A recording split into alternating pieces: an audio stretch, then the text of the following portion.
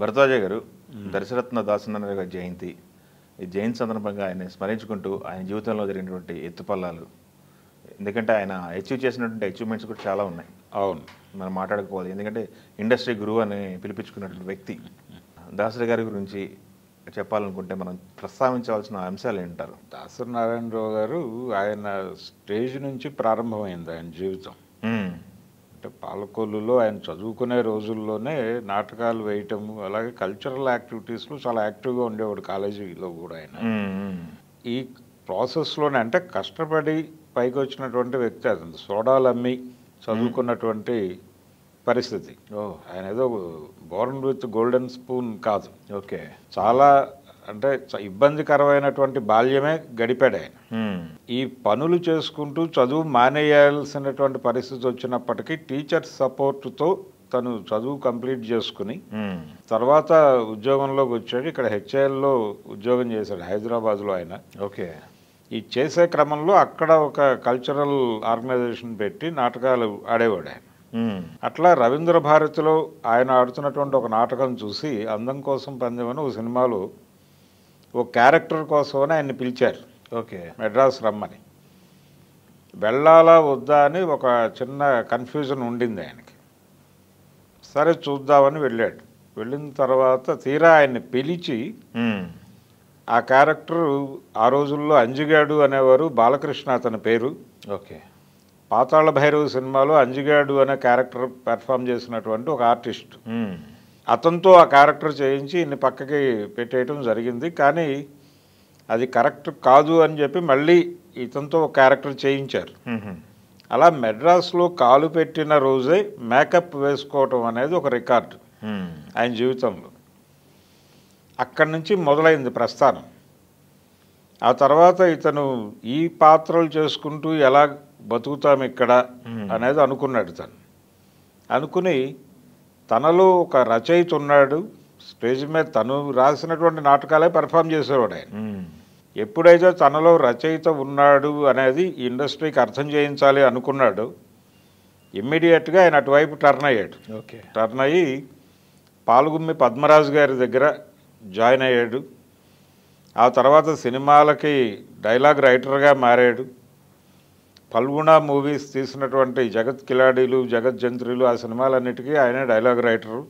అలాగే నాగభూషణం గారు తీసినటువంటి మహమ్మద్ బిన్ తుగ్లక్ అనే పొలిటికల్ సటైర్ సినిమాకు కూడా దాసనారాయణరావు గారే డైలాగ్ రైటరు.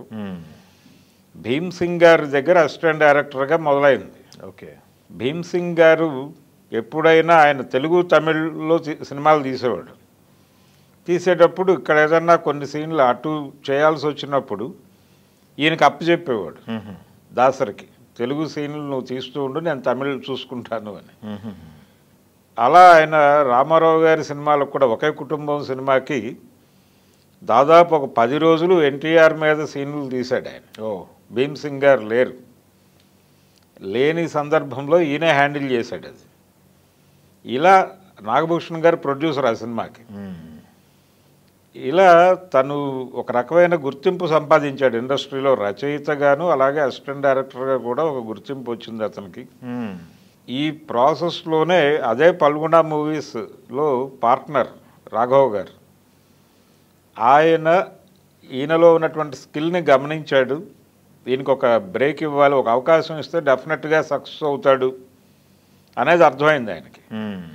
అర్థమయ్యి ఒక కథ తయారు చేయని చెప్పాడు. ఈయన తాత మనవడు అనేటువంటి కథ చెప్పాడు ఆయనకి.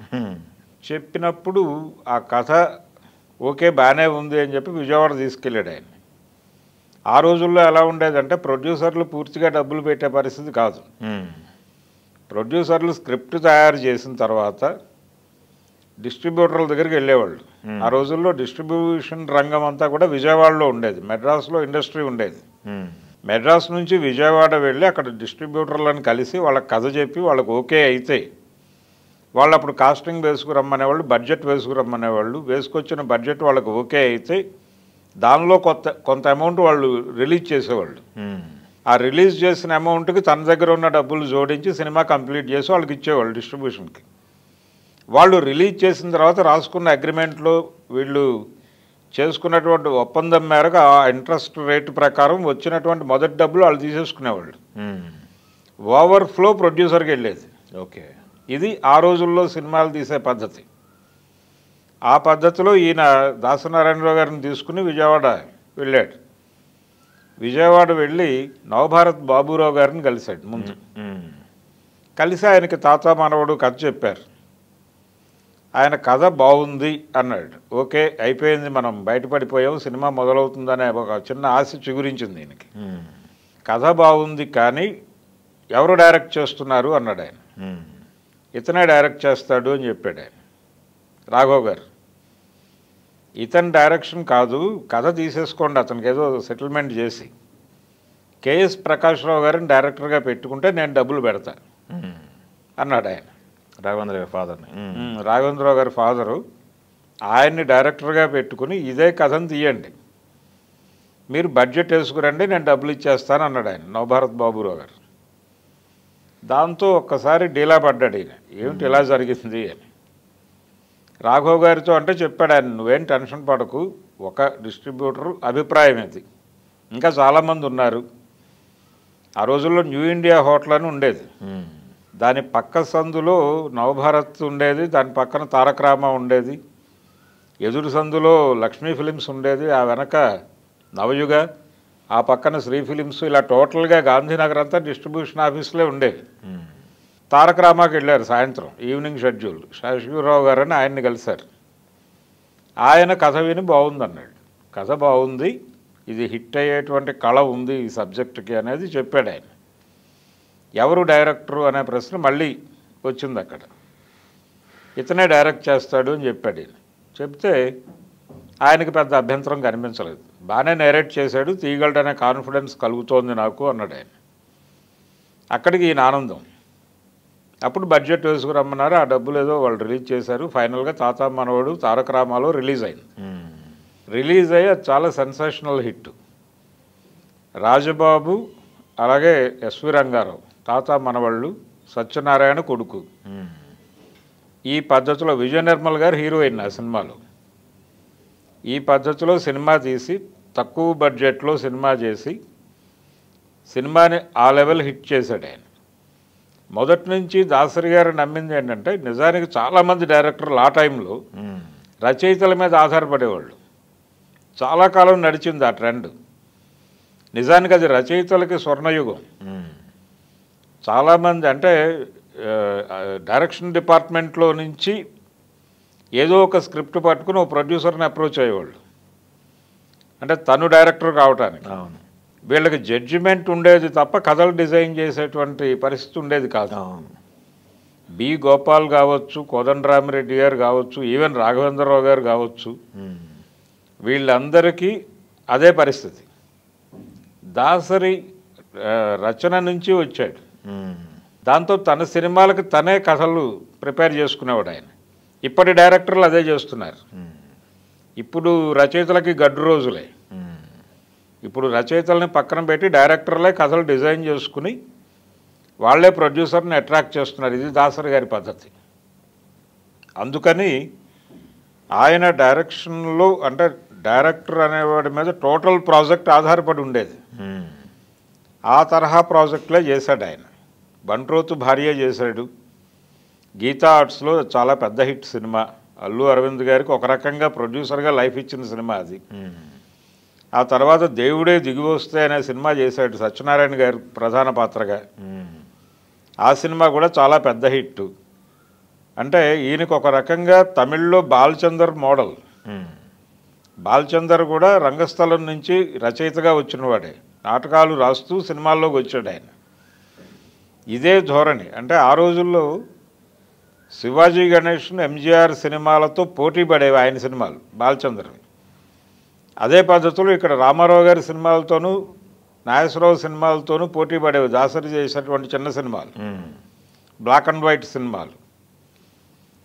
ఇదే మన ఏరియా అనుకునేవాడు ఆయన.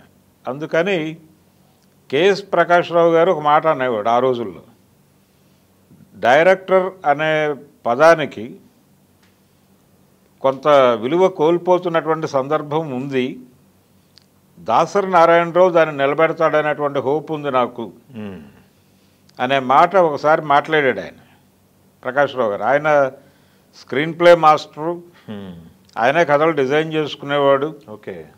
ఆ ధోరణి నుంచి కొంత డీవియేట్ అయింది ఇండస్ట్రీ. ఇప్పుడు మళ్ళీ దాసరి ఆ హోప్ కలిగిస్తున్నాడు అనేది ఆయన ఫీల్ అయ్యాడు. ఫీల్ అయ్యి ఓపెన్గానే మాట్లాడాడు ఆయన. దాసరి నారాయణరావు గారికి అభిమాన దర్శకుడు ఆదుర్తి సుబ్బారావు గారు. ఆదుర్తి సుబ్బారావు గారు లాగా అంటే డైరెక్టరే ఒక కమాండర్గా ఉండాలి అని నమ్మాడు ఆయన. కెప్టెన్ ఆఫ్ ది సినిమా అని కూడా చాలా సందర్భాల్లో చెప్పాడు ఆయన. అంటే ఆర్టిస్టుల గురించి మాట్లాడమంటే ఆయన టెక్నీషియన్స్ గురించి మాట్లాడతాను అనేవాడు.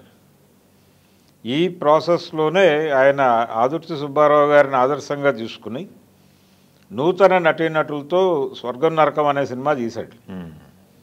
మోహన్ బాబు, ఈశ్వరరావు హీరోలు. ఆయన చేసినటువంటి తేనె మనసుల్లో కృష్ణ, రామ్మోహన్లను ఇంట్రడ్యూస్ చేశాడు. ఈయన మోహన్ బాబు, ఈశ్వరరావులను ఇంట్రడ్యూస్ చేశాడు. అలాగే జయలక్ష్మి, అన్నపూర్ణ ఆ సినిమాతోనే బయటకు వచ్చారు. ఇలా నూతన నటీనటులను ఇంట్రడ్యూస్ చేయటం, అలాగే రంగస్థలం నుంచి ఆర్టిస్టులను తీసుకొచ్చి క్యారెక్టర్లు చేయించటము, అలాగే రంగస్థలం మీద హిట్ అయినటువంటి నాటకాలను తీయటం, చిల్లరకొట్టు చిట్టమ్మ లాంటివి. దాసం గోపాలకృష్ణ గారికి పాటల రచయితగా అవకాశం కల్పించి ఆయనతో పాటలు రాయించుకోవటం, ఇలాంటి ఒక కొత్త ట్రెండ్ మొదలుపెట్టాడు ఈయన. మ్యూజిక్ డైరెక్షన్ కూడా రమేష్ నాయుడు గారికి ప్రాధాన్యత ఇచ్చేవాడు ఆయన. రమేష్ నాయుడు గారికి, సత్యం గారికి ప్రాధాన్యతనిచ్చేవాడు. వాళ్ళిద్దరిలో ఉన్నటువంటి టాలెంట్ని ఆయన ఐడెంటిఫై చేసి వాళ్ళ టాలెంట్ని తన సినిమాలకు ఉపయోగపెట్టుకునేవాడు. ఇలా సక్సెస్ఫుల్ సినిమాలు, ఆయన నవలా చిత్రాలు కూడా తీశాడు. తన కథలే కాదు, బలిపీఠం లాంటి నవలా చిత్రాలు కూడా తీసి హిట్ కొట్టాడు ఆయన. ఈ ప్రాసెస్లో అందరు హీరోలతోనూ హిట్లు తీశాడు. మొదట్లో ఆయన చిన్న సినిమాల్లోనే ఉన్నప్పటికీ నెమ్మదిగా పెద్ద సినిమాలకు విస్తరించాడు. విస్తరించి దాసరి నారాయణరావుతో సినిమా చెయ్యాలి అని పెద్ద హీరోలు కూడా అనుకునే పరిస్థితి కల్పించాడు. చాలా విచిత్రమైనటువంటి కండిషన్లో ఆయన ఎన్టీఆర్ గారితో సినిమా చేశాడు, మనుషులంతా ఒకటే, మొదటి సినిమా. ఆ సినిమాకు కూడా ఆయన పాత కథే అది. రామారావు గారే ఐడెంటిఫై చేశాడు ఈయన స్క్రిప్ట్ లైన్ చెప్పగానే. మంగమ్మ శబదం కథనే నువ్వు ఇంకో మోడల్లో చెప్పావు నాకు అన్నాడు ఆయన. అంటే అప్పుడు ఈయన చెప్పిన కారణం ఏంటంటే, నాకు 4 రోజులు టైం ఇచ్చాడు ఆయన మీకు లైన్ చెప్పమని, కాబట్టి ఇంతకంటే నాకేం తట్టలేదు మీతో చేయటానికి. అంటే ఓకే, బాగానే ఉంది, జముననే పెట్టండి ఆ క్యారెక్టర్కి, పర్వాలేదు అన్నాడు ఆయన. అంటే కాన్ఫిడెన్స్, హ్యాండిల్ చేయగలడు అని. ఆ సినిమా తీశారు, అది చాలా పెద్ద హిట్ అయింది. ఆ తరువాత రామారావు గారితో ఆయన తీసిన సినిమాలన్నీ కూడా అప్పటి ఆయన ట్రెండ్కి డిఫరెంట్ సినిమాలే. ఆయన చేస్తున్న పద్ధతికి భిన్నమైనటువంటి సినిమాలే చేశాడు. రాఘవేంద్రరావు గారు రామారావు గారు ఇమేజ్ మేరకు కథలు డిజైన్ చేసుకునేవాడు. కానీ ఈయన ఆ ట్రెండ్కి భిన్నమైన సినిమాలు చేశాడు. పాపారాయుడు కావచ్చు, బొబ్బిలిపులి కావచ్చు, భిన్నమైనటువంటి సినిమాలు. ఈవెన్ దెబ్బతిన్నప్పటికీ విశ్వరూపం సినిమా, అది కూడా భిన్నమైనటువంటి సినిమానే. అంటే ఒక ప్రొఫెసర్ క్యారెక్టర్లో ఎన్టీ రామారావుని పెట్టి యూత్ని డ్రైవ్ చేసేటువంటి క్యారెక్టర్గా దాన్ని మలచటం. ఒక రకంగా ఆయన పొలిటికల్ ఎంట్రీకి జనాల్ని మోటివేట్ చేసిన సినిమాలు ఆ 2, సర్దార్ పాపారాయుడు అలాగే బొబ్బిలిపులి. బొబ్బిలిపులిలో ఆ కోర్టు సీన్కి విపరీతమైన పేరు వచ్చింది.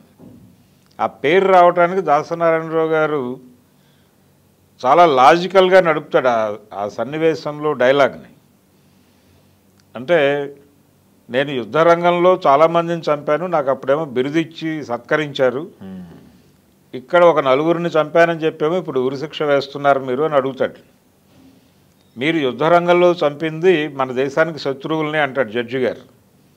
అన్నప్పుడు ఈయన కౌంటర్ ఏంటంటే, అది కీలకమైన డైలాగు, వాళ్ళు మన దేశానికి శత్రువులు అయితే అయి ఉండొచ్చు, కానీ వాళ్ళ దేశానికి దేశభక్తులే అయి ఉంటారు కదా, వాళ్ళ దేశం కోసం చచ్చిపోయారు వాళ్ళు, అందుకని వాళ్ళ దేశానికి దేశభక్తులు, ఏదో ఒక దేశానికి దేశభక్తుల్ని చంపితేనేమో మీరు సత్కరిస్తారా, మన దేశానికి శత్రువులు ద్రోహులు అని చెప్పి చంపితేనేమో మీరు ఉరిశిక్ష వేస్తారా అంటాడు. అది చాలా అంటే ఆ తర్వాత కన్నడ డైరెక్టర్ శంకర్ నాగ్ ఆ డైలాగ్ మీద దాదాపు ఒక అరగంట సేపు మాట్లాడాడు, పర్టికులర్గా ఆ మెలిక మీద. ఇది కదా ఒక డైరెక్టర్ ఇవ్వాల్సినటువంటి ఒక దృక్పథం అని చెప్పాడు ఆయన. ఆ స్థాయిలో నడిచింది ఆ సీన్. దానికి కొంత టైం తీసుకుని చేశాడు అది. ఇలాంటి అలాగే నాగేశ్వరరావు గారితో ఆయన చేసిన మొదటి సినిమా దేవదాస్ మళ్ళీ పుట్టాడు. పాత దేవదాస్ అంటే వేదాంతం రాఘవయ్య గారు డైరెక్ట్ చేసినటువంటి దేవదాసులో ఒక డైలాగ్ ఉంటుంది, పాప పుణ్యాలు విచారించే భగవంతుడు నాకు ఏ శిక్ష విధిస్తాడో తెలియదు కానీ మళ్ళీ జన్మంటూ ఉంటే నిన్నే పెళ్లి చేసుకుంటాను అమ్మి అంటాడు. పాత దేవదాస్ ఆ డైలాగ్ తీసుకుని దానికి ఒక విచిత్రమైనటువంటి లాజిక్ కలిపి, అంటే పునర్జన్మల లాజిక్ కలిపి, ఈ జన్మలో పాత జన్మ తాలూకా రూపం వస్తే వాళ్ళకి ఆ పాత మెమరీస్ ఉండవు, రూపం లేకుండా పుట్టిన వాళ్ళకి పాత మెమరీస్ ఉంటాయి అని ఒక లాజిక్ పెట్టి దేవదాస్ మళ్ళీ పుట్టాడు అనేటువంటి సినిమా తీసి ఆయన జనాలను ఆకట్టుకోగలిగాడు. ఆ తర్వాత నాగేశ్వరరావు గారి కెరియర్లో చాలా పెద్ద హిట్స్ ఇచ్చాడు ఆయనకి. ఆయన స్వతహాగా నాగేశ్వరరావు గారి అభిమాని. నిజానికి అంటే 77లో ఎన్టీఆర్ రైజ్ మొదలైంది. 77 జనవరిలో దానవీర సూరకర్ణ, సమ్మర్లో అడవిరాముడు, అక్టోబర్లో యమగోళ. ఒకే సంవత్సరం 3 175 డేస్ సినిమాలు. దీంతో ఆ చుట్టుపక్కల ఏ హీరో నిలబడలేదు. దాదాపు 3 ఏళ్ల పాటు అక్కినేని నాగేశ్వరరావు గారికి ఆలు మగలు తర్వాత నిలబడి 4 వారాలు ఆడిన సినిమాలు లేవు. దాసరి గారు తీసిన సినిమా కూడా ఆడలేదు. ఏది రావణుడే రాముడైతే అని ఒక ప్రయోగం చేశాడు, అది కూడా ఆడలేదు. తిరిగి 7 అంతస్తుల మేడ సినిమాతో నాగేశ్వరరావు గారికి హిట్ ఇచ్చాడు. ఆల్మోస్ట్ నాగేశ్వరరావు గారి పని అయిపోయింది అనేటువంటి వాతావరణం నడిచింది. ఆ టైంలో వరుస హిట్లు ఇచ్చాడు. 7 అంతస్తుల మేడ, శ్రీవారి ముచ్చట్లు, ప్రేమాభిషేకం, ఇలా ఆయనకి అంటే బహుదూర బాటసారి, ఇలా వరుస హిట్లు ఇచ్చాడు.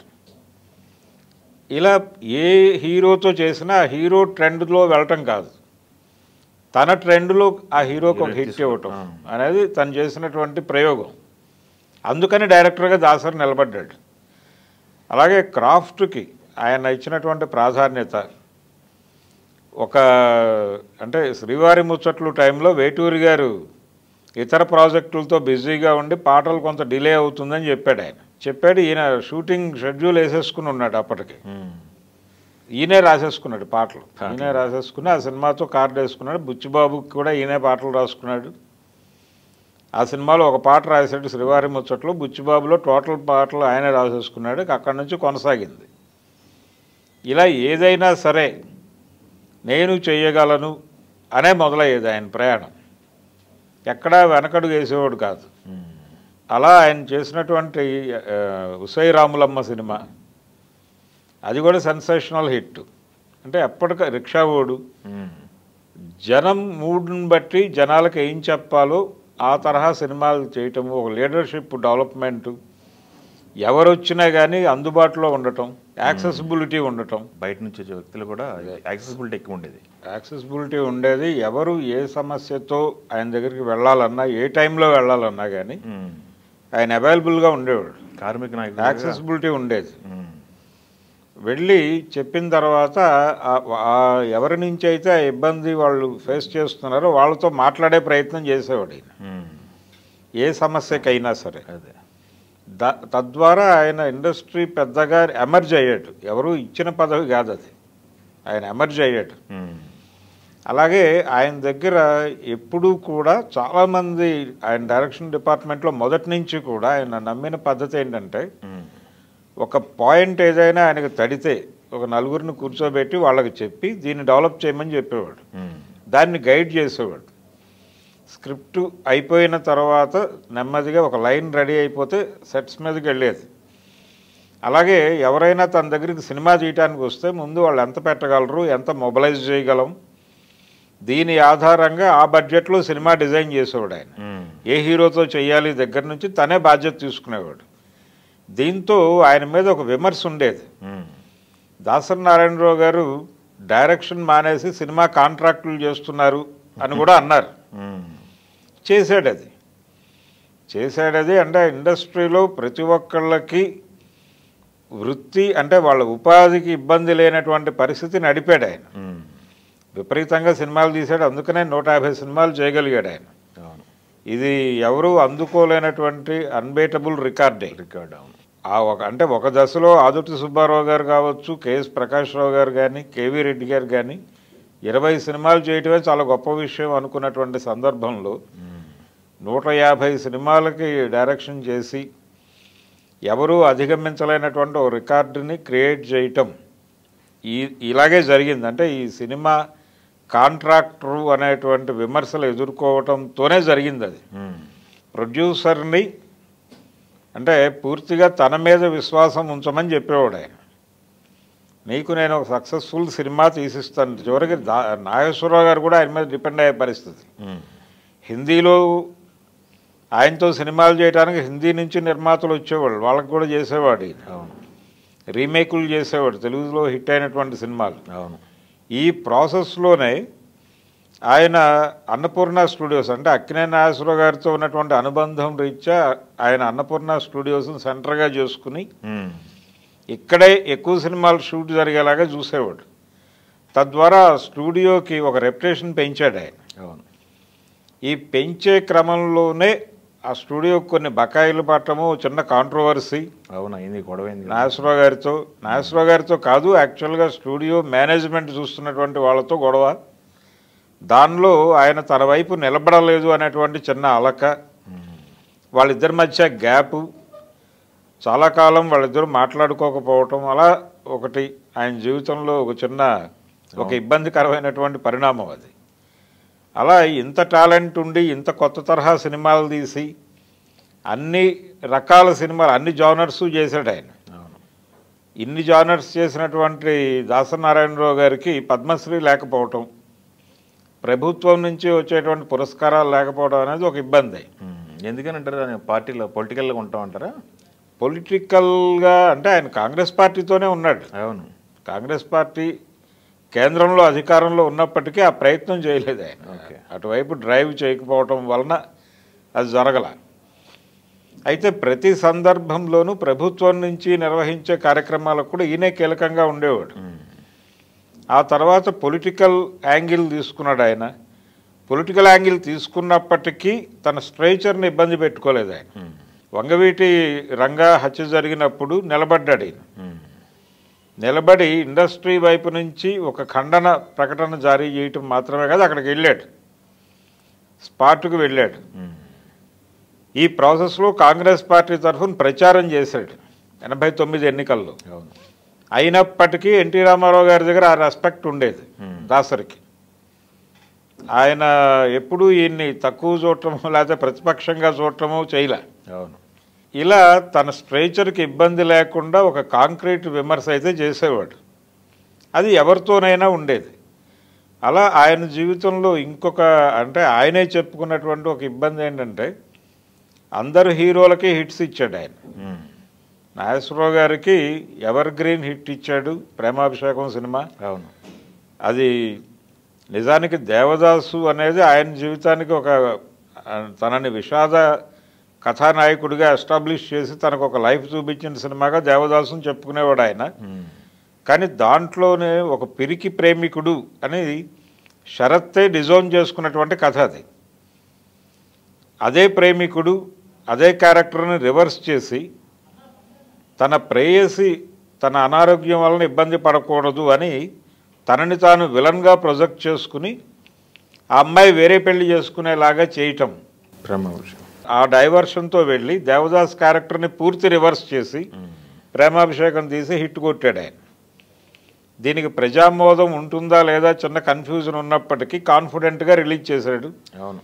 అందులో బొబ్బిలిపులికి ఎలాగైతే ఆ కోర్టు సీన్ ఆలంబనగా నిలబడిందో ఇందులో ఏ హీరోయిన్ క్యారెక్టర్కి ఎవర్షన్ రావాలి ఈ క్యారెక్టర్ మీద, శ్రీదేవి క్యారెక్టర్కి.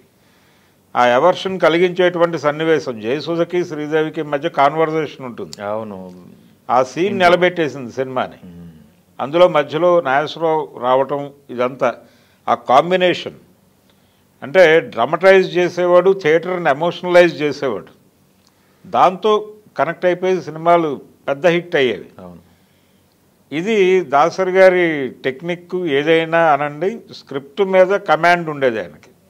ఇంకొక విమర్శ ఉండేది ఆయన మీద, సెట్లో డైలాగులు రాస్తాడు ఆయన, స్పాట్ ఇంప్రూవ్. అసలు డైలాగ్స్ అక్కడ పుడతాయని.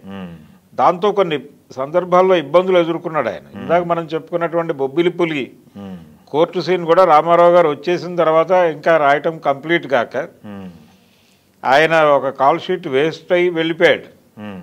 అయితే ఆయన వెళ్ళే టైంకి సీన్ రెడీ అయింది, కానీ దీనిలో ఇంకా ఏదో ఉండాలి అని వెళ్ళిపోయాడు ఆయన. ఇంకొంచెం ట్రై చేయండి అని, బెటర్మెంట్కి ట్రై చేయండి టైం ఇచ్చారు. అట్లా పుట్టింది ఆ ఆలోచన. ఏది, నేను చంపినటువంటి వాళ్ళు మన దేశానికి శత్రువులు అయితే కావచ్చు, కానీ వాళ్ళ దేశానికి దేశభక్తులు అయి ఉంటారు కదా అనే పాయింట్ అక్కడి నుంచి పుట్టింది అది. ఇలా సెట్లో డైలాగులు రాయటం వల్ల కొన్ని ప్రయోజనాలు జరిగేవి. అందుకని సెట్లో రాయటానికే ఇష్టపడేవాడు ఆయన. అక్కడికక్కడ స్పాట్ ఇంప్రవైజేషన్ జరిగేది. ఇది ఒక పద్ధతి. ఇప్పుడు డైరెక్షన్ డిపార్ట్మెంట్ నడుస్తున్నటువంటి పద్ధతి అంతా కూడా దాసరి గారి శైలిలోనే నడుస్తోంది. ఆ రోజుల్లో దాసరి గారు ఉండగానే రైటర్ల మీద ఆధారపడినటువంటి డైరెక్టర్లు ఉండేవాళ్ళు. అవును. కానీ వాళ్ళకంటే ఈయన కొంచెం డిఫరెంట్గా ఉండేవాడు. దానికి కారణం ఏంటంటే ఇతను కథల్ని జడ్జి చేసేటువంటి పద్ధతి. తనకి సామాజిక కోణం కూడా తెలిసి ఉండటం వల్ల దానికి ఒక కొత్త డైమెన్షన్ ఇచ్చే ప్రయత్నం చేసేవాడు. ఈ ప్రాసెస్లోనే ఆయన డైలీ పేపర్ పెట్టడం ఉదయం. అవును. ఆ తర్వాత బొబ్బిలి పులి అని ఒక పొలిటికల్ వీక్లీ తీసుకొచ్చాడు. అలాగే సినిమా పత్రికలు 2 తీసుకొచ్చాడు ఆయన, శివరంజని అలాగే మేఘ సందేశం. అలాగే తారక ప్రభు అనే పేరుతో స్వీయ నిర్మాణ సంస్థ ప్రారంభించి శివరంజని అనే సినిమాతో పెద్ద హిట్ కొట్టి అదొక సక్సెస్ఫుల్ బ్యానర్గా మార్చాడు దాన్ని. అలా ప్రతిదీ హిట్ దిశగానే నడిపాడు ఆయన జీవితం. అలా ఒక అరుదైనటువంటి డైరెక్టర్, అంటే ఇన్ని కోణాలు ఇన్ని పార్శ్వాలు ఉండటం వలనే ఆయన్ని, అంటే ఆయన కాన్ఫిడెంట్గా ఆ మాట చెప్పేవాడు. డైరెక్టర్ ఈజ్ ద కెప్టెన్ అనే మాట బలంగా చెప్పేవాడు ఆయన. అందుకనే ఆయన మరణించినప్పుడు ఆయన జన్మదినాన్ని డైరెక్టర్స్ డేగా జరపాలి అని చెప్పేసి ఒక నిర్ణయం తీసుకోవడానికి కారణం అది. ఆయన సెంట్రిక్గా సినిమాలు నడిచేవి. అందుకని ఆ ఇన్స్పిరేషన్ కొనసాగాలి అనే ఉద్దేశంతో ఆయన జయంతిని డైరెక్టర్స్ డేగా జరపాలని నిర్ణయం తీసుకున్నారు. మే 4 ఆయన పుట్టినరోజు, ఆయన జయంతి. ఆ సందర్భంగా చాలా బిగ్ వేలో ఏర్పాట్లు జరిగినాయి ఈసారి. అవును. ఎల్బీ స్టేడియంలో. అయితే పోలీస్ పర్మిషన్ రాకపోవడంతో అది వాయిదా పడింది. ఎలక్షన్ ఇది కోడ్ ఉంది కదా, కోడ్ ఉంది కాబట్టి వాళ్ళు పర్మిషన్ ఇవ్వలేదు. దాసరి గారు పొలిటికల్ ఇన్వాల్వ్మెంట్ ఉన్నటువంటి నాయకుడు కాబట్టి అనివార్యంగా అక్కడ రాజకీయ ప్రస్తావన వస్తుంది అనేది కూడా ఒక భయం కావచ్చు, అయి ఉండొచ్చు. ఏది ఏవైనా అది నెక్స్ట్ అంటే జూన్ ఎండింగ్లోనే ఎప్పుడో జరుపుతారు. అంటే మే 4 అనేది సినిమా పరిశ్రమకు సంబంధించి సెలబ్రేషనే డైరెక్టర్స్ డే. అంతే, డైరెక్టర్స్ డే. ఇది దాసనారాయణరావు గారి ప్రస్థానం.